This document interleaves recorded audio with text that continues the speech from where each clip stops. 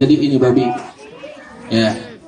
Dan ketika sudah berubah menjadi babi, maka ditangkaplah oleh warga dalam keadaan telanjang bulat. Yang nggak telanjang nggak ngelihat, yang telanjang aja yang bisa ngelihat. Jadi yang telanjang sama-sama telanjang udah nggak peduli punya masing-masing. Pokoknya mah intinya mah dapat lu tuh bagong. Alhamdulillah hasil bagong dapat. Ini bagong tadinya nggak besar, nggak kecil gini, bu besar. Ketika kalungnya lepas mengecil. Nah, yang kita khawatirkan semakin lama nanti, semakin sampai sore mengecil hilang, kita tidak punya bukti kuat nanti untuk siapa orangnya tersebut. Ya. Jadi pada hari ini kami tokoh masyarakat semua mengatakan atau merapatkan, dan hasil daripada keputusan kita semua pada siang ini babi ini akan kita matikan, sehingga nanti kalau sudah mati keluarganya datang, pasti namanya keluarga, anaknya hilang pasti datang.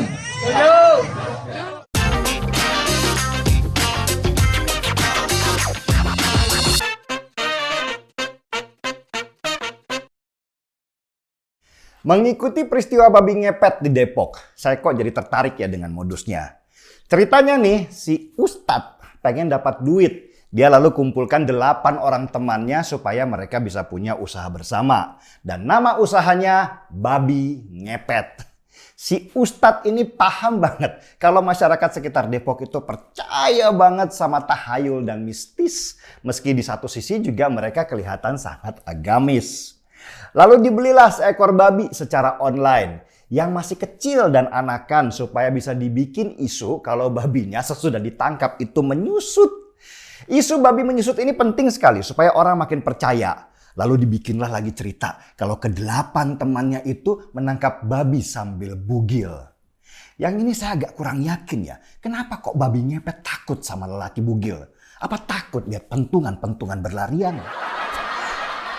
Isu tertangkapnya babi ngepet itu pun tersebar kemana-mana. Wartawan datang dan menambah nilai beritanya. Apalagi ketika ada seorang ibu bernama Wati, pas diwawancarai wartawan, dengan pedenya dia bilang kalau dia curiga sama tetangganya yang gak pernah keluar kerja, tapi kok duitnya banyak.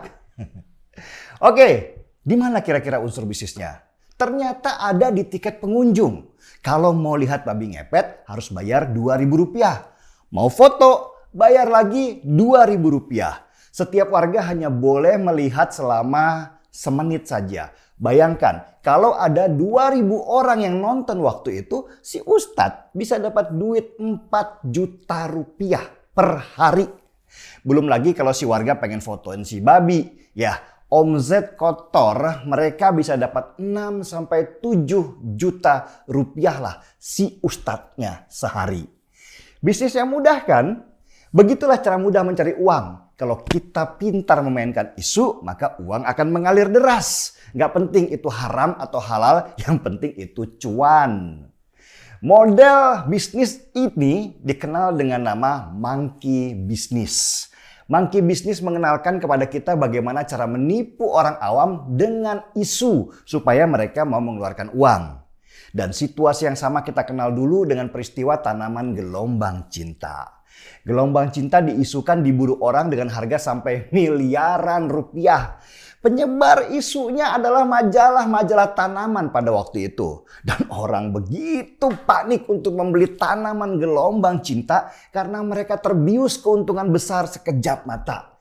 Yang panen adalah yang jual tanaman. Harga gelombang cinta pun berlipat-lipat. Bayangkan nilai tanaman yang kalau dihitung secara normal harganya cuma maksimal ratusan ribu rupiah saja, di pasaran bisa dijual sampai miliaran rupiah. Itu pun dengan berbagai drama untuk menaikkan harganya supaya berlipat-lipat. Apa ini sama dengan bisnis babi ngepet? Sama juga.